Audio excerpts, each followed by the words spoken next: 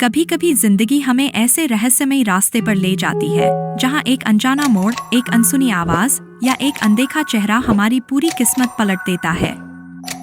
ये कहानी ऐसी ही है, प्यार, दर्द, रहस्य और उम्मीद का एक ऐसा ताना बाना जो आपके दिल को बांध लेगा। ये कहानी है सूरज की, जिसका दिल टूट चुका था, और सावनी की, जिसकी जिंदगी में सिर्फ आंसुओं की छाप थी। लेकिन एक नीम के पेड़ की छाव में एक अनजानी मुलाकात ने ऐसा खेल रचा कि न सिर्फ उनकी जिंदगी बदली, बल्कि एक रहस्यमयी सच भी सामने आया जिसने सबको चौंका दिया। तो तैयार हो जाइए, क्योंकि ये कहानी आपको हर पल बांधे रखेगी और अंत में एक ऐसी सीख देगी जो आपके दिल को छू जाएगी। बिहार के बड़का गांव में, जहां खेतों की हरियाली और पुरानी हवेलियों की दीवारें सैकड़ों कहानियां छुपाए बैठी थीं, हर साल की तरह जून में एक मेला लगने वाला था। सूरज की तपिश इतनी थी कि पत्थर भी पिघल जाएं, लेकिन मेले की रौनक ने गांव वालों के चेहरों पर उत्साह बिखेर रखा था। झूले, मिठाइयों की दुकानें और बच्चों की हंसी हवा में गूंज रही थी।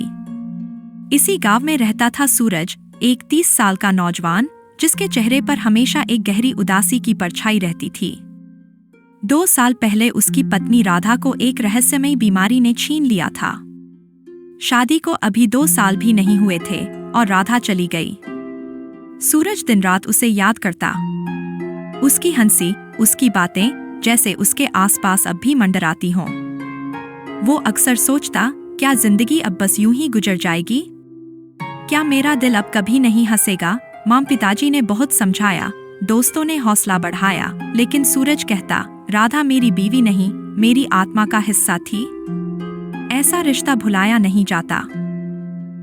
वक्त ने दर्द को थोड़ा हल्का किया, लेकिन सूरज के दिल का खालीपन अब भी वही था। एक दिन उसके पिताजी रामलाल ने उसे बुलाया और कहा, बेटा, पास के बथनाहा गांव में श्यामलाल रहता है।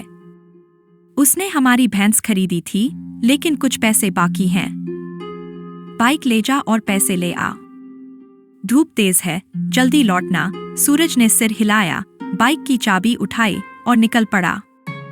रास्ता लंबा था, धूप चुभ रही थी और बाइक की सीट तवे की तरह तप रही थी। मन उदास था, लेकिन वो चला जा रहा था। पैसे लेने के बाद उसे याद आया कि फूलपुर में उसका पुराना दोस्त गोपाल रहता था। सोचा, क्यों न उससे मिल लिया जाए। लेकिन वहां पहुंचकर पता चला कि गोपाल शहर जा चुका है। कोई नहीं जानता था कि वो कब लौटेगा। दोपहर के 2:30 बजे थे। गर्मी इतनी थी कि सूरज का बदन थकान से टूट रहा था।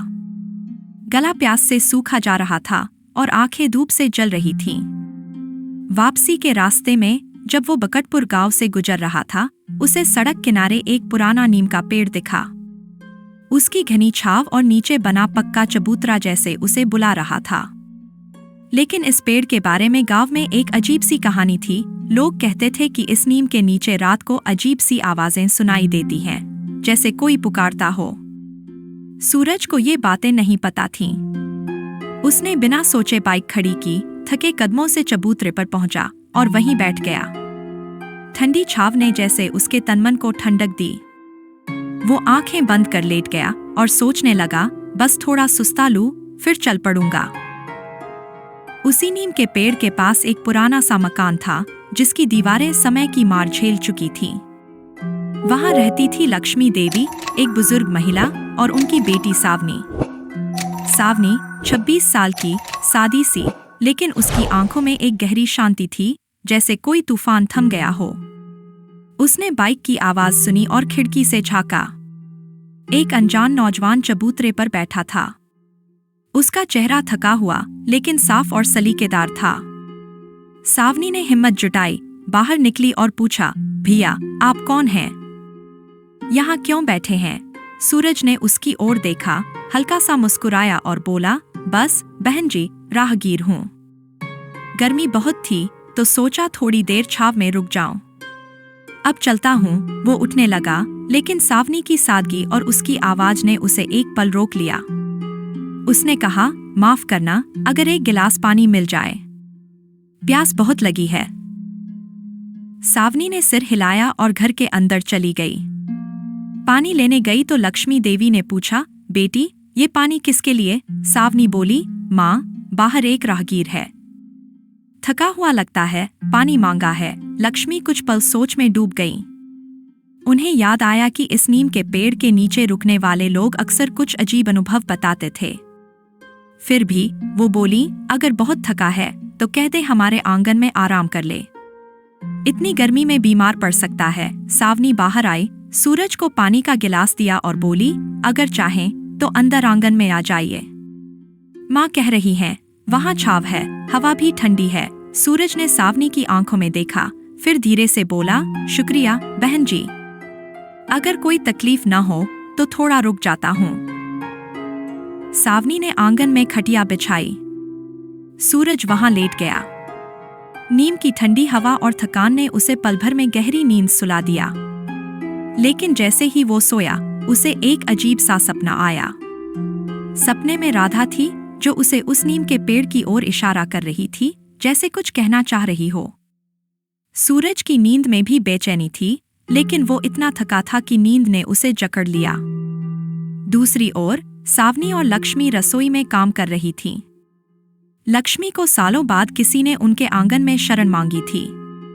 सावनी बार बार छुपके से सूरज को देख रही थी। उसका चेहरा, उसकी शांति जैसे उसके मन को छू रहा था। लेकिन सावनी का दिल भी बेचैन था। उस नीम के पेड़ की कहानियां उसे परेशान कर रही थीं। लोग कहते थे कि इस पेड़ के नीचे जो सोता है, उसे कोई अनजानी ताकत पुकारती है। फिर भी दोनों ने सोचा, थका हुआ है, सुबह चला जाएगा, क्यों जगाएं। शाम ढल गई, रात के 7:30 बज चुके थे। आसमान में तारे चमक रहे थे और नीम की पत्तियां सरसरा रही थीं। अचानक सूरज की नींद टूटी। उसे लगा जैसे कोई उसे पुकार रहा हो। उसने इधर-उधर देखा, लेकिन कोई नहीं था। वो हड़बड़ा उठा, मोबाइल निकाला। पिताजी की दर्जनों मिस्ड कॉल थीं। उसने तुरंत फोन मिलाया, बाबा, मैं ठीक हूं। फोन साइलेंट हो गया था। चिंता न करें, पिताजी की आवाज में चिंता थी। बेटा, रात हो गई, अब कहीं मत जा। बकतपुर में कोई जानने वाला है? सूरज ने कहा, बाबा, यहाँ मेरा कोई नहीं। कैसे रुकूं? पिताजी बोले, वहां हमारे रिश्तेदार हरिप्रसाद चाचा रहते हैं, उनका घर ढूंढ ले। ये बात सावनी और लक्ष्मी ने सुन ली। लक्ष्मी बाहर आई और बोली, बेटा, रात रुकने की बात है तो किसी और के घर क्यों जाएगा? ये तेरा भी घर है। हमारे पास जो है वो तुझे मिलेगा। सूरज के लिए ये शब्द जैसे जादू थे। उसने कहा, अम्मा, आप इतनी मेहरबानी क्यों कर रही हैं? लक्ष्मी बोली, क्योंकि तू किसी का बेटा है। हमारे आंगन में आए मेहमान को लौटाना पाप है। सूरज की आंखें नम हो गईं। उस रात लक्ष्मी ने सादा लेकिन स्वादिष्ट खाना बनाया। दाल, चावल, आलू गोभी की सब्जी और गरम रोटियां। खाने के दौरान सूरज ने खुलकर बात की। उसने अपनी जिंदगी, अपने काम और राधा के जाने का दर्द बताया। जब उसने राधा का जिक्र किया, सावनी की नजरें झुक गईं। फिर सूरज ने पूछा, अम्मा, आप दोनों अकेली क्यों रहती हैं? लक्ष्मी की आंखों में नमी उतर आई। वो बोली, बेटा, अब बस यही बेटी है। सावनी की शादी हुई थी, लेकिन 2 साल में उसका पति चल बसा। ससुराल वालों ने ताने देकर उसे निकाल दिया। लेकिन उसकी मौत में कुछ रहस्य था जो आज तक कोई नहीं जान सका। सूरज चौंका। रहस्य? उसने पूछा। लक्ष्मी ने सिर झुकाया, हाँ बेटा, वो बीमार नहीं था। एक रात अचानक गायब हुआ और फिर उसका शव जंगल में मिला। कोई नहीं जानता क्या हुआ।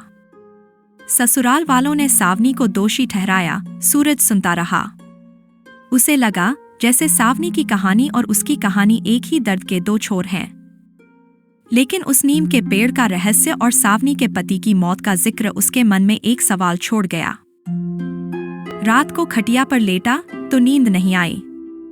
सावनी का चेहरा, उसकी शांति और वो अनजाना रहस्य उसके मन में हलचल मचा रहा था। सुबह की किरणें आंगन में उतरी तो सूरज उठा। उसने पर्स से 3000 रुपए निकाले और लक्ष्मी के हाथ में रख दिए। अम्मा, ये रख लीजिए।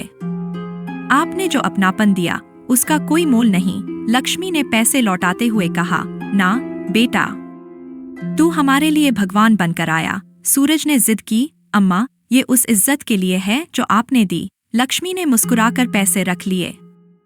सूरज ने कहा, अम्मा, कस्बे आए तो मेरे घर जरूर रुकिएगा। और सावनी, तुम्हारा वो पानी मुझे हमेशा याद रहेगा। सावनी ने नजरें झुकाईं, लेकिन उसकी मुस्कान में कुछ अनकहा था। सूरज बाइक स्टार्ट कर निकला, लेकिन बार बार पीछे मुड़कर देखता। उसे लगा जैसे वो नीम का पेड़ उसे फिर बुला रहा हो। घर पहुंचकर पिताजी ने पूछा, रात कहाँ रुका? सूरज बोला, बाबा, एक अनजाने घर में जहां अपनापन था। उसने सारी कहानी सुनाई और सावनी के पति की मौत के रहस्य का जिक्र भी किया।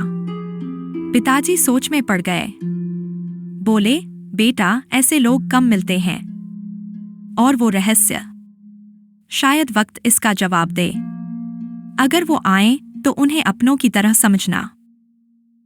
2 दिन बाद सावनी और लक्ष्मी कस्बे के बाजार आईं। सावनी ने कहा, माँ, सूरज के घर चलें? लक्ष्मी मुस्कुराई, हाँ बेटी, अच्छा लड़का है। सूरज के घर पहुंचे तो वो डेयरी के काम में था। उन्हें देखते ही उसकी आंखें चमक उठीं। उसने स्वागत किया, लक्ष्मी के पैर छुए और सावनी को मुस्कुराकर अंदर ले गया। पिताजी ने पूछा, ये कौन है? सूरज बोला, बाबा, यही वो लोग हैं जिनके घर मैं रुका था। पिताजी ने आदर से बैठाया, चाय पिलाई। लक्ष्मी ने कहा कि उन्हें जल्दी जाना है। पिताजी बोले, अम्मा, अगली बार जरूर रुकिएगा, आप हमारे अपने हैं। विदा लेते वक्त लक्ष्मी बोली, बेटा, 4 दिन बाद हमारे गांव में मेला लगेगा, आएगा ना? इस बार हमारे आंगन में रौनक हो। सूरज ने कहा, जरूर अम्मा, ढेर सारा वक्त लेकर आऊंगा। उस रात पिताजी ने पूछा, बेटा, सावनी कैसी लगी? सूरज शर्माया, बाबा, बहुत अच्छी है, दिल की साफ है। पिताजी मुस्कुराए, मैं तभी समझ गया था। अगर तुझे पसंद है तो ये रिश्ता हमारा है। लेकिन सूरज ने कहा, बाबा, मुझे वो पसंद है, लेकिन अगर मैंने बात चलाई तो कहीं उन्हें न लगे कि मैं उनकी मजबूरी का फायदा उठा रहा। और वो नीम का पेड़, उसका रहस्य मुझे बेचैन कर रहा है। 4 दिन बाद मेला लगा। सूरज सुबह नहाया, सफेद कुर्ता पहना और सावनी के घर पहुंचा।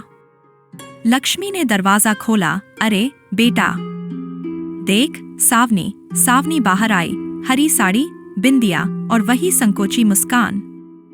सूरज का दिल जैसे उस मुस्कान में अटक गया। शाम को तीनों मेला देखने निकले। मेले की भीड़ थी, लेकिन सूरज के लिए सावनी ही सब कुछ थी। वो उसके साथ संभल कर चलता, उसकी पसंद का सामान खरीदता। लक्ष्मी को थकान हुई तो ठंडा पेय लाया। सावनी अब खुलने लगी थी। उसकी मुस्कान में अपनापन था। लेकिन मेले में एक बूढ़ा आदमी सूरज को देखकर रुक गया। उसने सूरज को पास बुलाया और धीरे से कहा, बेटा, तू उस नीम के पेड़ के नीचे रुका था ना? सावधान रहना, उस पेड़ की छाव में कुछ है जो हर किसी को नहीं दिखता। सूरज का दिल धक से रह गया। उसने पूछा, काका, क्या मतलब? बूढ़ा बोला, वो पेड़ पुराना है। लोग कहते हैं वहां एक आत्मा भटकती है, जो वहां रुकता है उसे वो पुकारती है। सूरज हंसा, लेकिन मन में बेचैनी थी। रात को मेला खत्म हुआ और तीनों घर लौटे। सूरज आंगन में अकेला बैठा था। तभी सावनी बाहर निकली, हाथ में पानी की कटोरी। सूरज ने कहा, सावनी जी। सावनी रुकी। सूरज बोला, सीधी बात करूंगा। तुम मेरी कहानी जानती हो, मैं तुम्हारी भी सुन चुका हूं। तुम्हें देखा तो भूल नहीं पाया। आज तुम्हारे साथ वक्त बिताया तो बस एक ख्वाहिश है। क्या तुम मुझे याद करती हो? सावनी चुप रही, हल्के से मुस्कुराई और अंदर चली गई। वो मुस्कान सूरज के लिए सब कुछ थी।